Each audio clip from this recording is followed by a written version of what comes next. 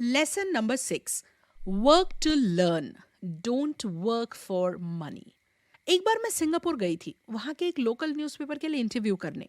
एक young lady मेरा interview करने वाली थी। इंटरव्यू के बाद उस यंग लेडी ने कहा कि मैं भी आपकी तरह एक दिन सक्सेसफुल बेस्ट सेलिंग ऑथर बनना चाहती हूँ। अब क्योंकि वो बहुत अच्छा लिखती थी, मैंने पहले ही उस यंग लेडी के कुछ आर्टिकल्स पढ़े थे और मुझे वो आर्टिकल्स बड़े अच्छे लगे थे। तो मैंने कैजुअली पूछा उन लेडी से कि इतना अच्छा लिखने के बावजूद तुम राइटिंग को फुल्ली परस्यू क्यों नहीं करती। जिसके रिस्पॉन्स में उसने कहा कि सब कहते हैं मेरे आर्टिकल्स और बुक्स बहुत अच्छे हैं, पर कोई उन्हें खरीदता नहीं है। इसलिए मैं ये न्यूज़पेपर फर्म में काम करती हूँ ताकि मैं अपने बिल्स टाइम टू टाइम पे कर पाऊँ। क्या आपके पास मेरे लिए कोई सजेशन है? मैंने इमीडिएटली रिप्लाई किया यस, और कहा कि मेरा एक फ्रेंड है जो सेल्स सिखाता है, आपको उनके सेमिनार्स अटेंड करने चाहिए। ये सुन के वो यंग लेडी एकदम गुस्से में आ गई और मुझसे कहने लगी कि आप मुझे फिर से स्कूल जाने के लिए कह रहे हो। तो मैंने कहा सीखने में क्या बुराई है। तो उसने कहा कि मैंने मास्टर्स इन इंग्लिश लिटरेचर किया है, आई एम अ प्रोफेशनल, और वैसे भी मुझे सेल्स के लोगों से सख्त नफरत है। ये बात बोलकर ना वो अपना ब्रीफ केस पैक करके जाने लगी। मैंने एक कवर देखा जो उस लेडी ने मेरे लिए लिखा था। मैंने उसको पिक किया और उस पर लिखा हुआ था Robert Kiyosaki, best selling author of the book rich dad poor dad. मैंने उसे कहा, ये देखो तुमने क्या लिखा है, best selling author. I am not the best writer, मेरी राइटिंग स्किल्स इतनी भी अच्छी नहीं है, but I am a good seller. तुम्हारी राइटिंग भले ही अच्छी हो, बट अगर उसको कोई खरीदेगा ही नहीं तो क्या फ़ायदा। और सेल्स सीखने में क्या बुराई है। ये सुनकर वो यंग लेडी की आंख खुली की खुली रह गई। हमारे आसपास बहुत स्मार्ट, एजुकेटेड और टैलेंटेड लोग हैं, पर मैं बहुत बुरा फील करती हूँ इनके लिए कि इतने टैलेंटेड होने के बावजूद भी वो इतने कम पैसे कैसे कमाते हैं। एक बार ना मेरी एक कार खराब हो गई, तो मैं एक मैकेनिक के पास अपनी कार लेके गई, और हैरानी की बात यह है कि उसने सिर्फ कार की आवाज़ सुन के बता दिया कि कार में क्या प्रॉब्लम है, और इसके बाद कुछ ही मिनटों में मेरी कार ठीक भी कर दी।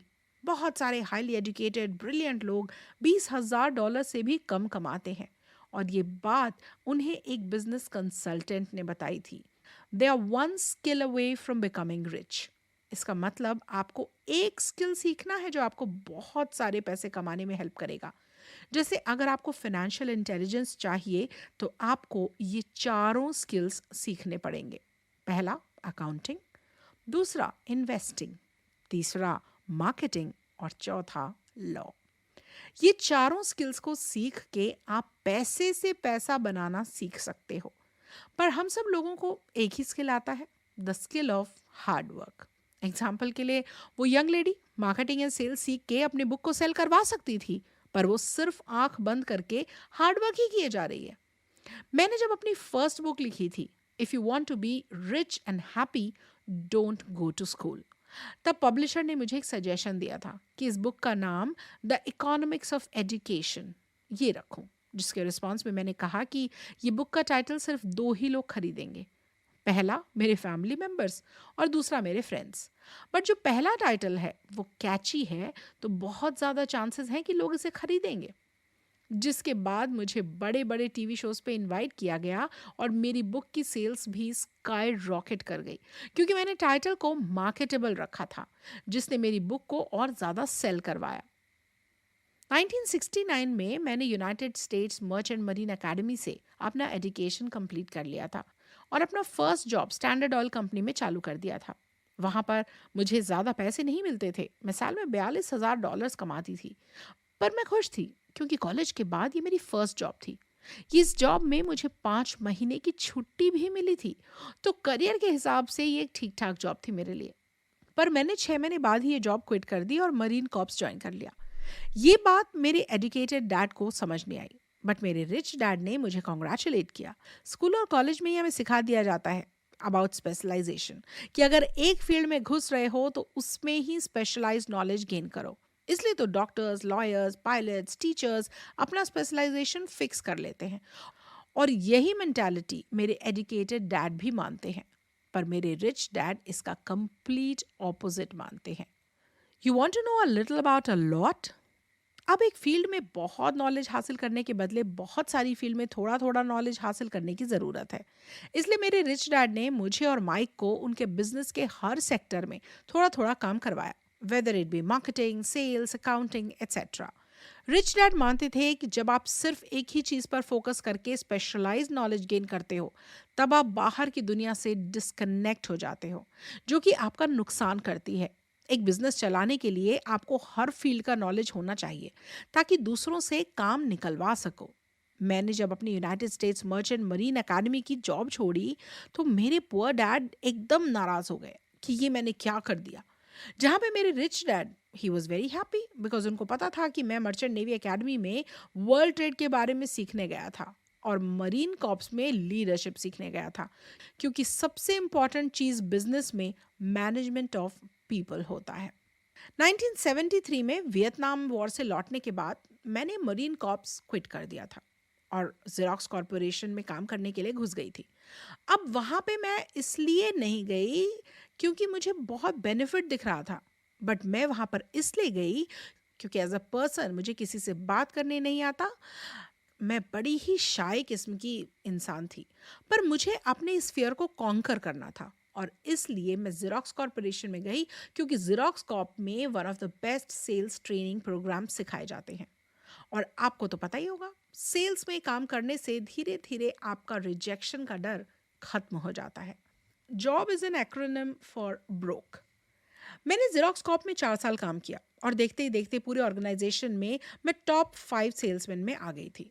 जिसके बाद मैंने जेरोक्स कॉप से रिजाइन कर दिया, क्योंकि अब टाइम आ गया था कुछ अपना करने का। 1977 में मैंने अपनी फर्स्ट कंपनी बिल्ड, जहां पर मैंने रबर वॉलेट सेल करना शुरू किया। अगर मेरा ये बिजनेस फेल होता तो मैं पूरी तरह शैटर हो जाती, पर मेरे रिच डैड ने सिखाया था कि it is okay to get broke before 30। मतलब अगर आप 30s में रिस्क लेकर ब्रोक हो जाते हो, तभी आप आराम से रिकवर कर लोगे। बट मेरा बिजनेस ठीक ठाक चल पड़ा और आज भी मैं इंटरनेशनली डील करती हूँ क्लाइंट से। ज़्यादातर लोग सिक्योरिटी और हाई पेइंग जॉब को चेज करते हैं, जो शॉर्ट टर्म में बड़ा अच्छा लगता है, पर लॉन्ग टर्म में बिल्कुल भी अच्छा नहीं है।